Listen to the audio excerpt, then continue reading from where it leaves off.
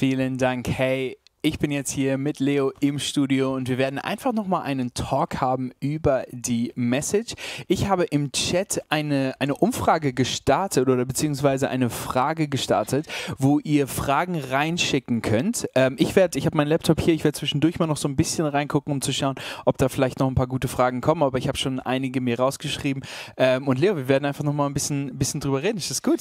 Absolut, freue mich immer. Es ist immer interessant, was für Fragen oder was auch etwas auslöst. Das ist immer interessant, weil es löst bei jeder Person etwas anderes aus und ich finde es immer auch interessant, einfach zu wissen, oder was auch gibt es für andere Denkansätze. Ja, voll. Lass uns mit der Frage vielleicht beginnen.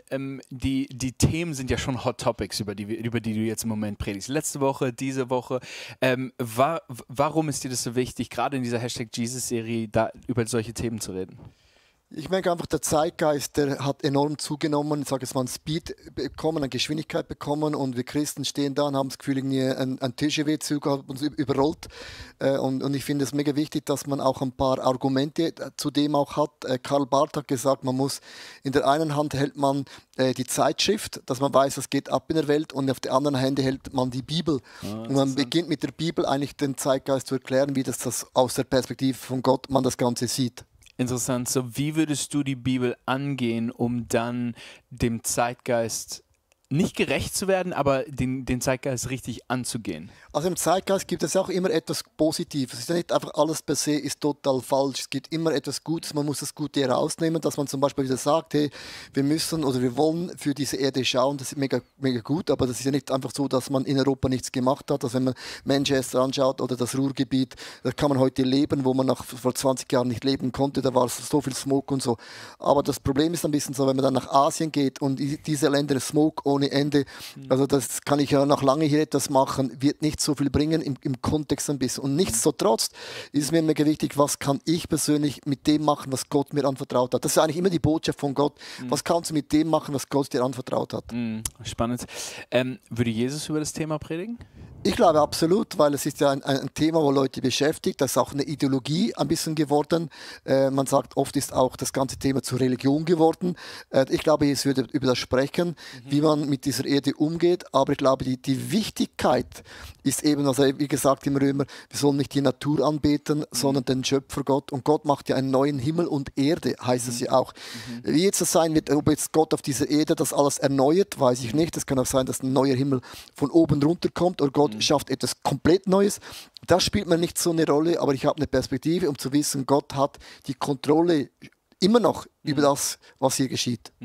In solchen Themen, wie würdest du, weil Jesus hat ja sehr stark das Königreich des Himmels auf die Erde gebracht und das war ja so seine durchgehende Message im Prinzip. Was ist für dich, und gerade auch mit dieser Treppe, die du hattest, wo die umgedreht wird, was ist für dich wichtig, wie wir das angehen, dass wir Jesus wieder an erste Stelle stellen und sein Reich. Sorry, nein, ist gut. Einfach zu verstehen, der Teufel dreht alles, er dreht jedes Thema, er nimmt Sexualität, ist Gottes Schöpfung, dreht es und es wird zu etwas Perversem heutzutage. Musik ist eine Schöpfung in der Kirche, nimmt es und die Welt hat es. Also jedes Thema dreht es und macht zu seinem Thema und man betet nicht mehr den Schöpfer an, sondern eben die Schöpfung. Also der Feind will alles dran setzen, dass unser Fokus weggeht vom Schöpfer und das macht er immer mega perfid.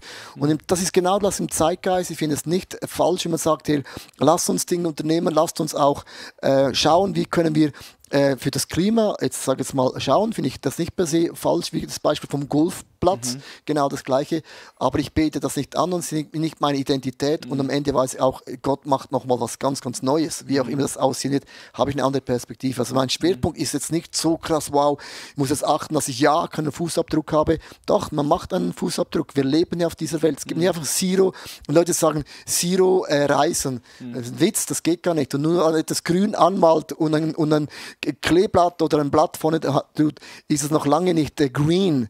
Es sieht zwar so aus, aber McDonald's hat alles auf grün geändert zum Beispiel.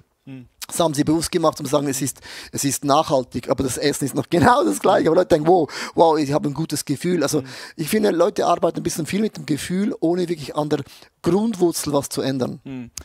Die nächste Frage kommt auch aus dem Chat, also aus der Umfrage. Und zwar hat die Person gefragt, wenn wir davon ausgehen, dass es schlimmer wird, bis Jesus wiederkommt, dürfen wir dann gegen den Klimawandel kämpfen? Oder vielleicht auch, ja, Nein, ich kämpfe nicht gegen den Klimawandel. Ich mache alles, was ich machen kann in meinen Möglichkeiten, wie ich das schon gesagt habe. Aber das Matchentscheidende ist, dass wir Menschen zu Jesus führen.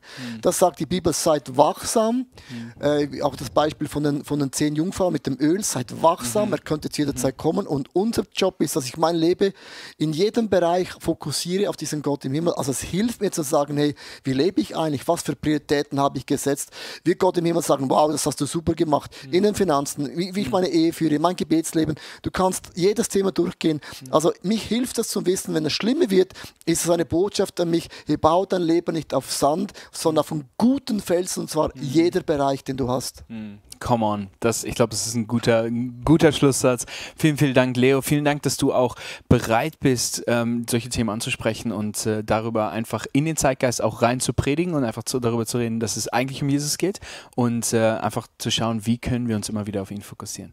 Hey, mega schön, dass du heute Morgen dabei warst. Wir freuen uns immer wieder über jeden Einzelnen, der dabei ist. Hey, am Dienstag haben wir Talk and Pray um 12 Uhr. Sei dabei, um einfach als Online-Community, als Vorort-Community, als ganze Church-Community einfach zusammenzukommen, um für die gewissen Themen einfach zu beten und da nochmal einen Austausch zu haben. Hey, ich wünsche euch eine wunderschöne Woche. Bis dann.